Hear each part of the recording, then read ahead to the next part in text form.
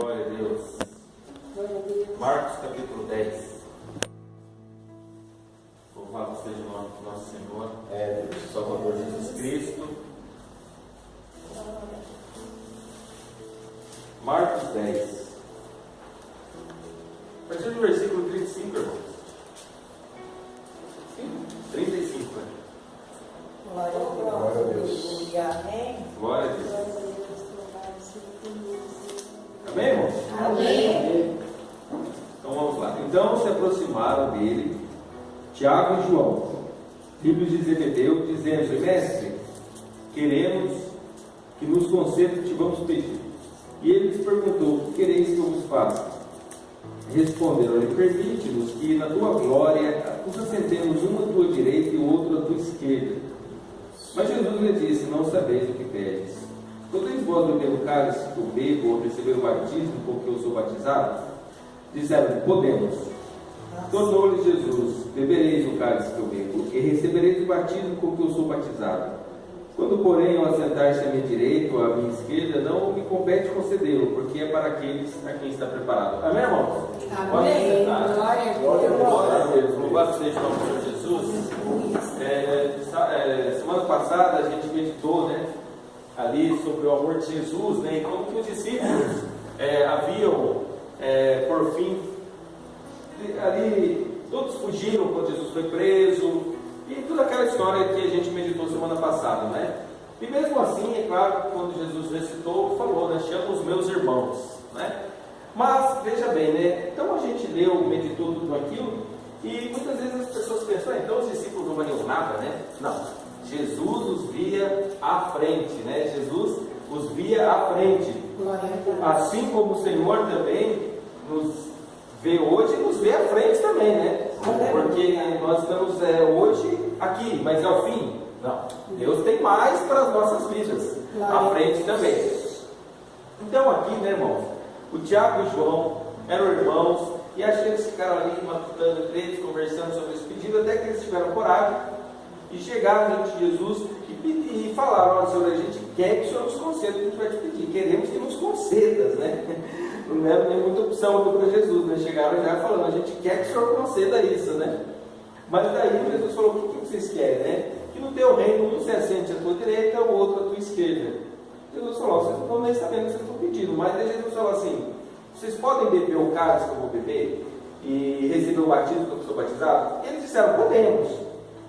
Interessante, irmão, que eles afirmaram: podemos. E Jesus podia falar: então, e Jesus falou: vocês vão beber o cálice que eu bebo e recebereis o batismo que eu sou batizado. Daí vocês vão, se vocês beberem o cálice que eu bebo e receberem o batismo que eu sou batizado, vocês vão poder sentar à minha direita e à minha esquerda. Não.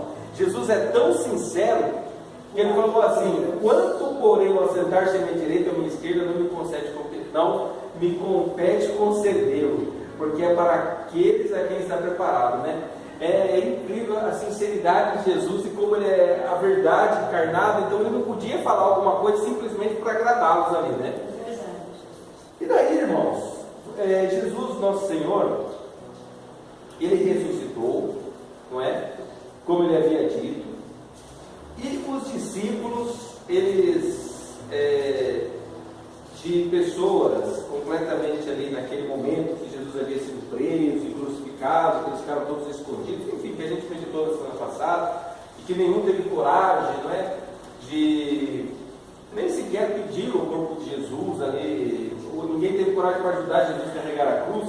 Mas, veja bem, Jesus, como eu disse, os via lá na frente, porque muita gente podia falar: puxa vida, Jesus escolheu tudo errado os discípulos dele,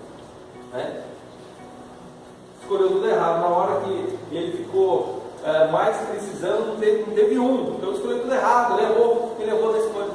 Mas não, ele via lá na frente. Por isso que Jesus falou para eles: vocês podem beber o cálice que eu vou beber, ter o batismo que eu vou ter? E eles disseram: podemos. E Jesus falou: de fato vocês vão ter o meu batismo e vão beber o cálice, E daí, irmãos, Jesus ressuscitou, falou: fiquem em Jerusalém. Jesus ficou aparecendo aos discípulos por um período de 40 dias. Depois ele foi ascendeu aos céus, e ele falou: fiquem em Jerusalém, que vocês vão ser revestidos de poder. E daí, depois de 10 dias que eles estavam ali orando, em Atos 2, eles foram cheios do Espírito Santo, não é?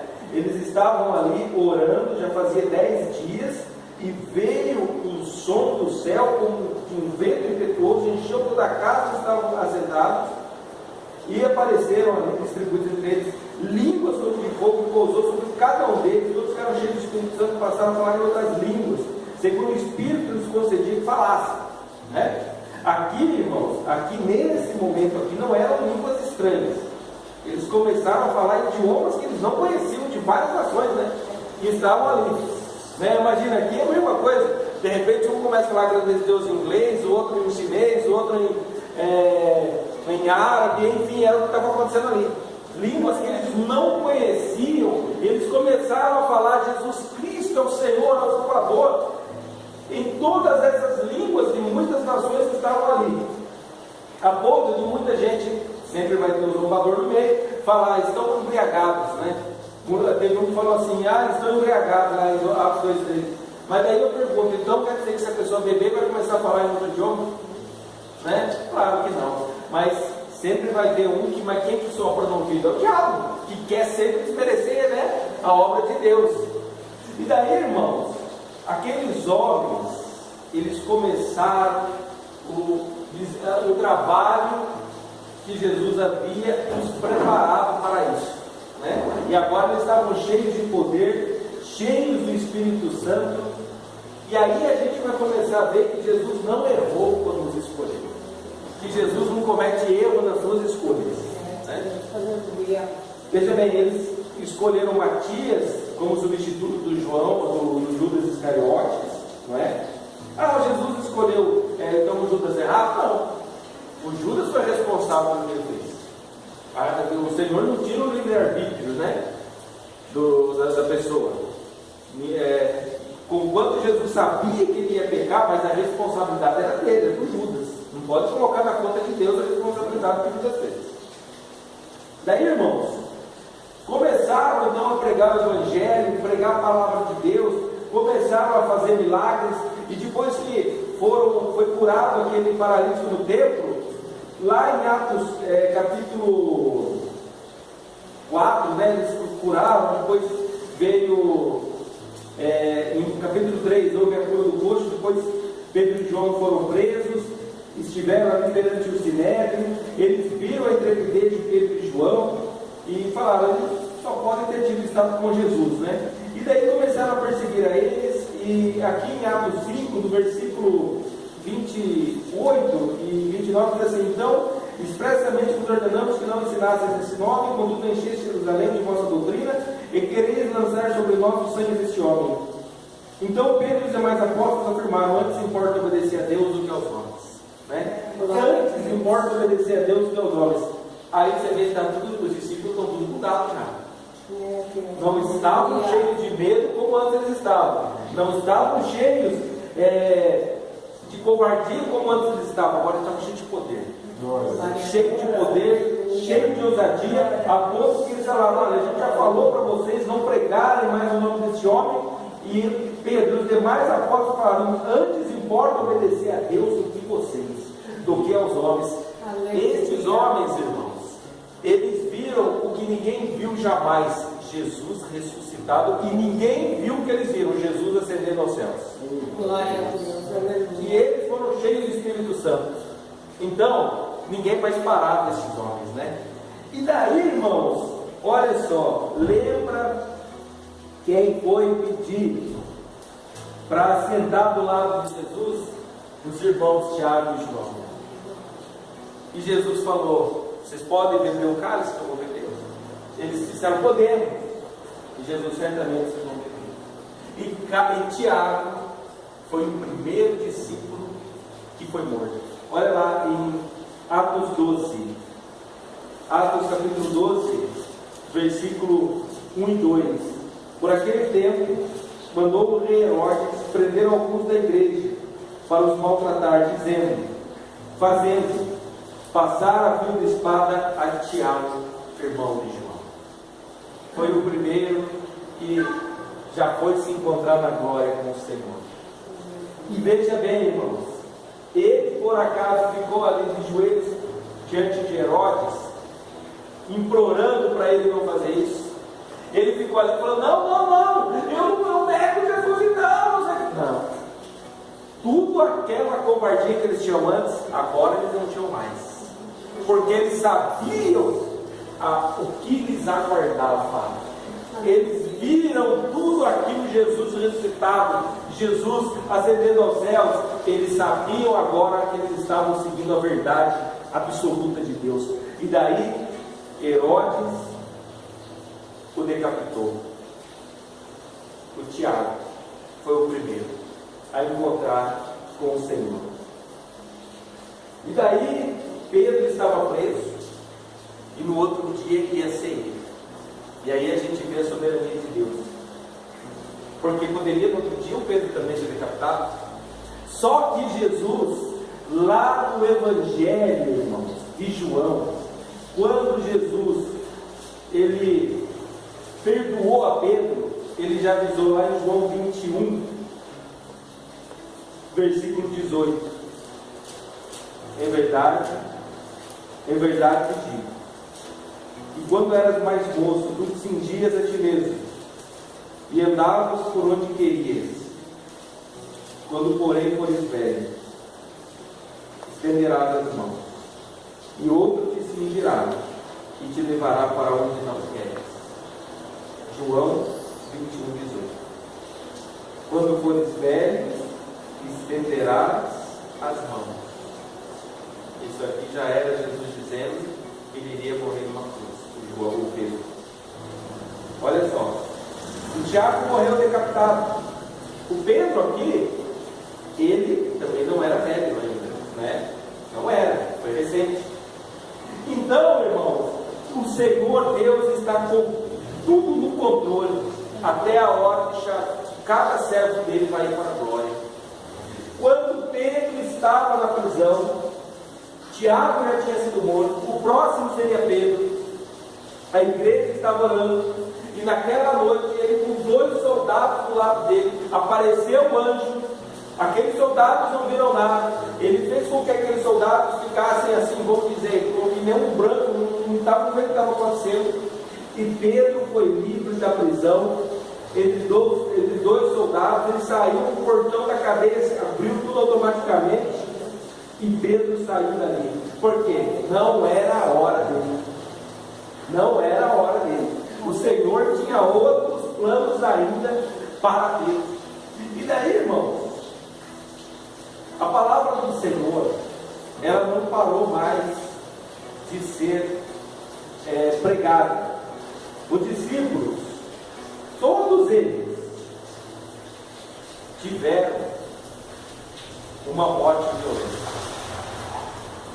E Paulo, que é aquele que ele mesmo se intitula como chamado no nosso tempo, porque ele era aquele apóstolo, né, que veio depois, ele era um perseguidor da igreja, ele se converteu lá naquela estrada de Damasco, e ele passou de perseguidor a perseguido, e ele mesmo fala em 1 Coríntios 4 sobre a situação dos apóstolos.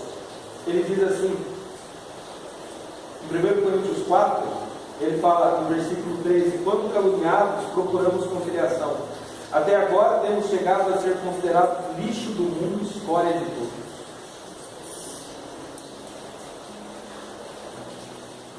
E ele coloca no versículo 9 desse capítulo 4 do Coríntios, ele fala: porque a mim me parece que Deus nos pôs a nós, os apóstolos, em último lugar, como se fôssemos condenados à morte, porque nos tornamos espetáculo ao mundo, tanto a anjos como a homens. Então a situação dos apóstolos era essa: perseguição, luta, e ele chega a falar: a gente é para o mundo como lixo, a gente é considerado lixo do mundo, escória de todos. Ele fala: parece que Deus nos colocou em último lugar, como se fôssemos condenados à morte, porque nos tornamos espetáculo ao mundo, tanto a anjos como a homens. Então o Evangelho, ele começou desse jeito, né, a se expandir. Desse jeito, com os discípulos só, em outras palavras, é o que ele está dizendo aqui: a gente está sofrendo que nem, não é que nem cachorro, vamos dizer assim, praticamente, né? Mas, irmãos, era a luz invadindo o reino das trevas. E é claro que as trevas não iam deixar barato, não é? A luz começando a invadir todo aquele mundo pagão, tudo dominado pelas trevas, pela violência, pela morte. Eles cultuavam a violência, cultuavam a morte.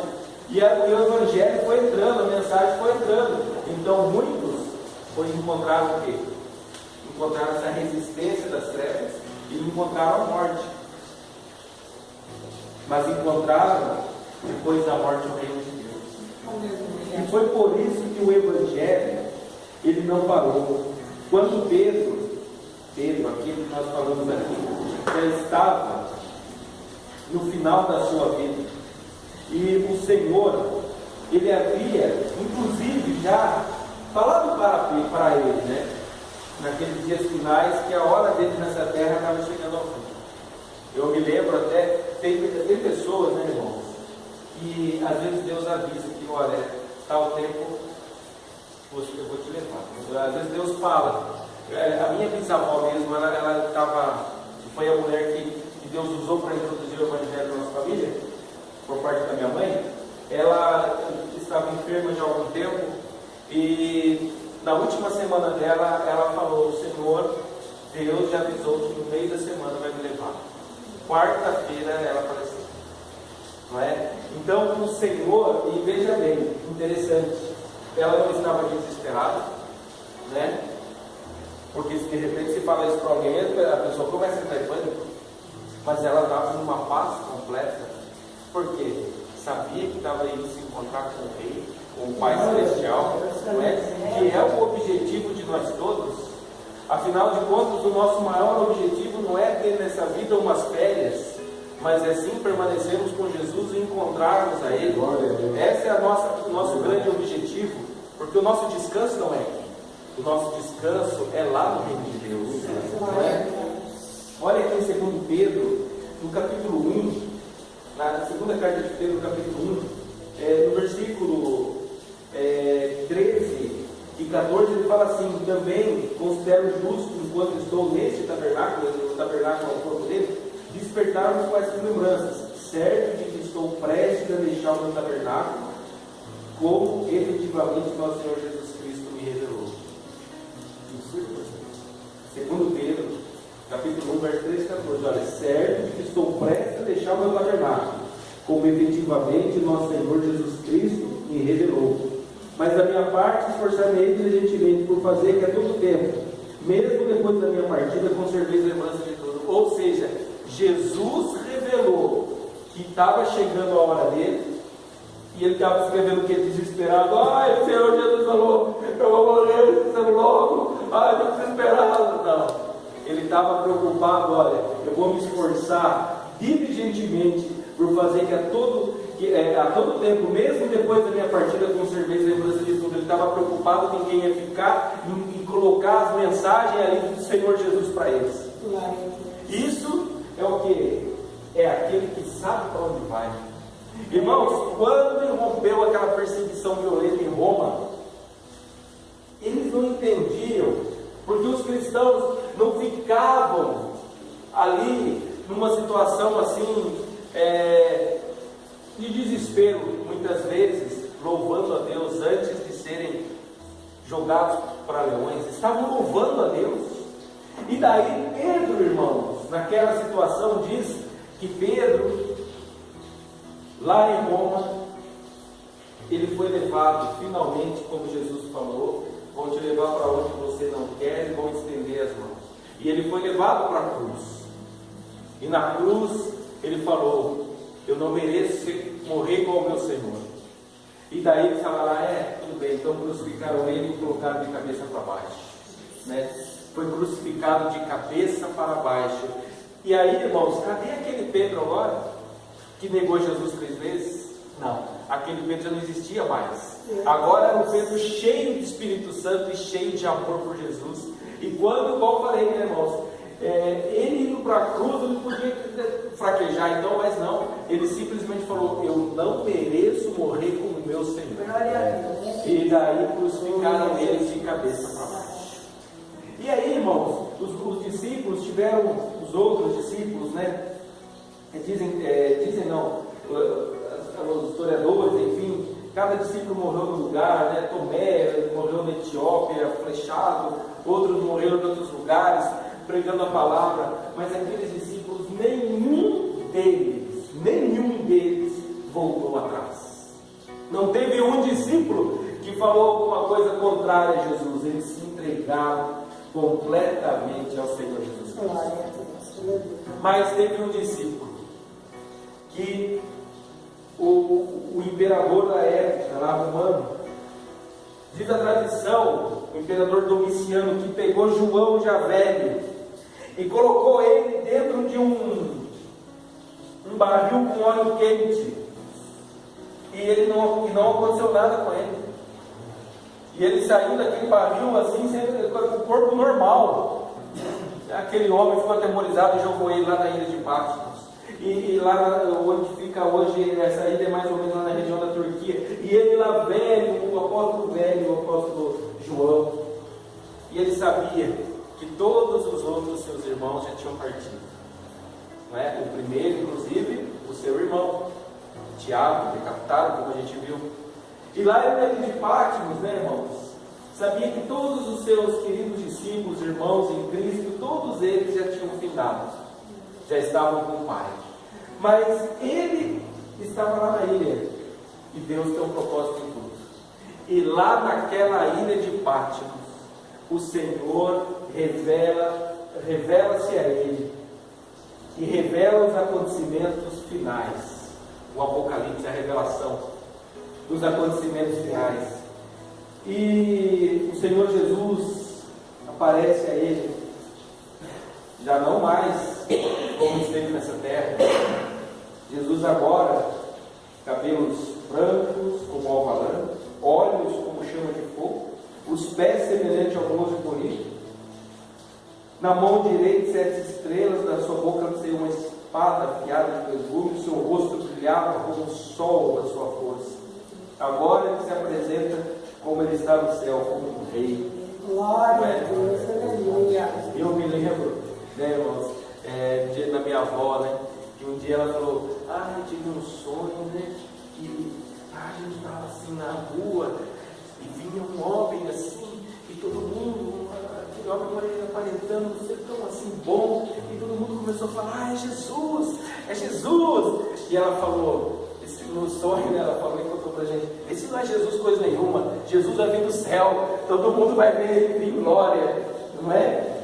E João teve essa visão agora de Jesus glorificado, o Senhor Jesus agora o Rei dos Reis, na sua glória, e ele mostra para o João os acontecimentos dos últimos dias, inclusive aqui em Apocalipse 12, 11, ele fala: eles, pois, o venceram por causa do sangue do Cordeiro e por causa da palavra do testemunho que deram, e mesmo em face da morte não amaram a própria vida. Isso aqui está falando de todos os que serviram a Jesus, os mártires, os discípulos e os discípulos também de hoje, porque hoje, irmãos, nós aqui muitas vezes, né, com probleminhas assim pequenos, perto do que a igreja tem passado em países onde a perseguição é violenta. Nesses países, irmãos, não dá para ninguém ficar discutindo com os outros, não. Não dá para a igreja ficar em discussão ali, um fala uma coisa, lá não dá não. Eles estão ali defendendo suas vidas, se reúnem escondidos, não podem falar. Na Coreia do Norte eles não podem falar para os seus filhos que seguem Jesus, ainda quando eles são pequenininhos, porque na escola eles armam uma situação para falar assim: olha, os seus pais lá leem o livro preto, eles leem o livro preto, não sei o que tem. Eles armam uma situação para a criança falar: meu pai lê. Quando eles ir lá na casa prender a pessoa.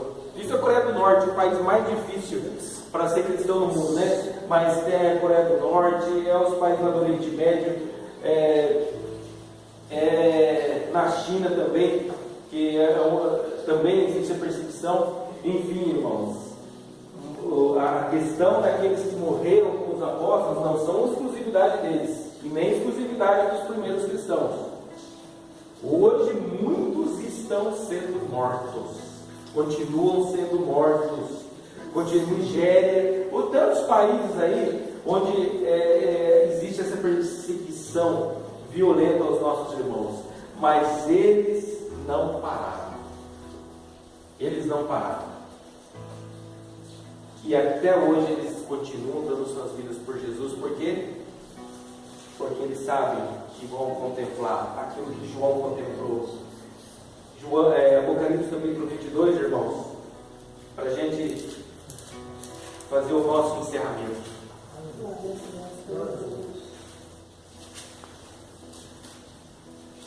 Olha lá. No capítulo 21, no verso 12, diz: tinha grande e alta muralha, 12 portas, junto às portas 12 anjos, sobre elas 9 inscritos, são os nomes das 12 tribos dos filhos de Israel.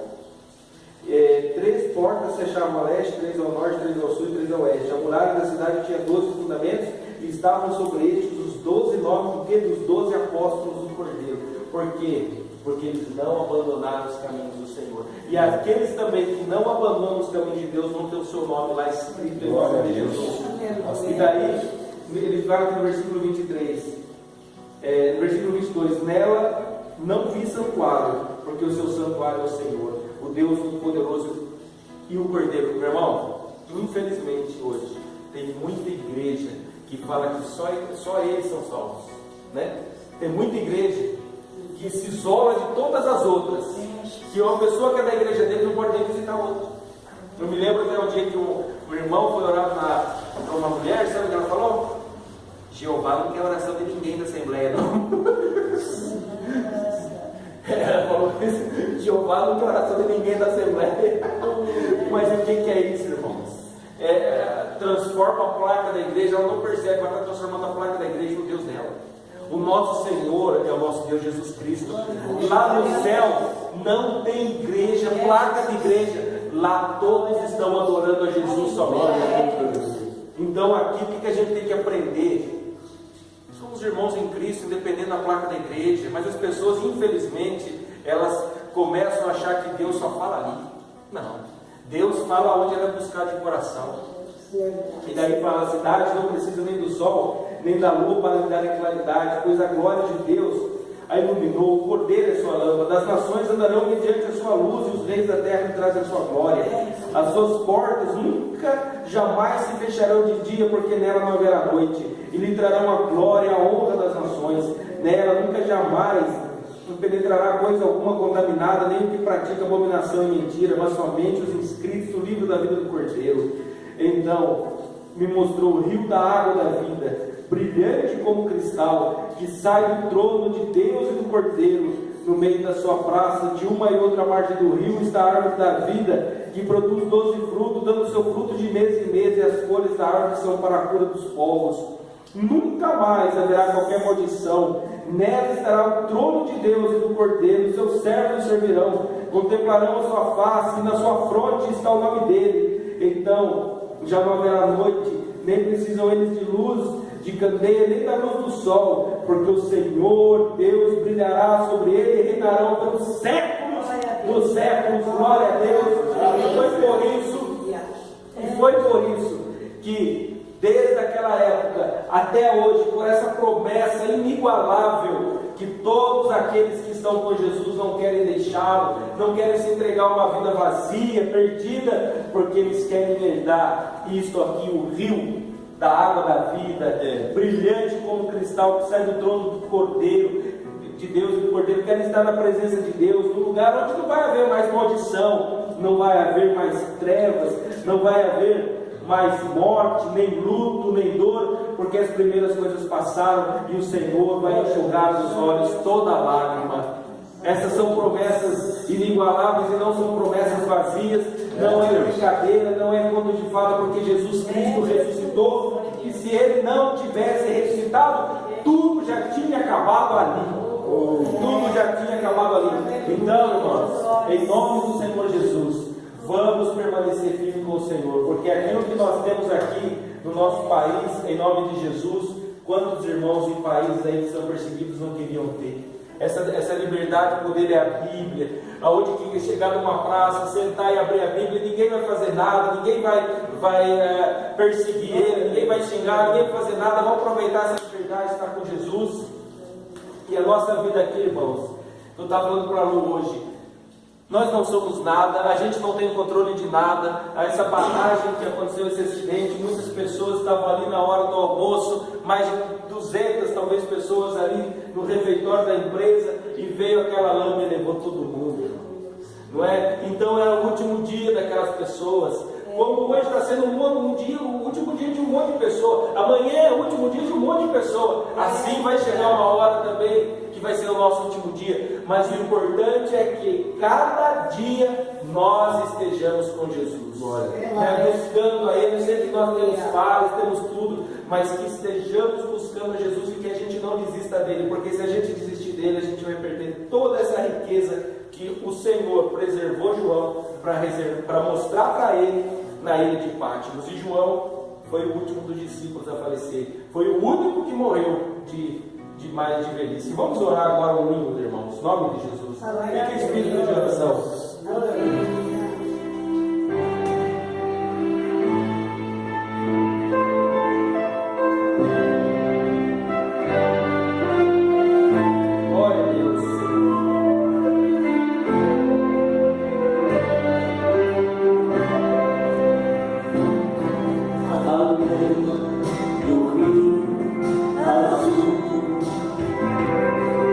As ruas são de ouro e de cristal.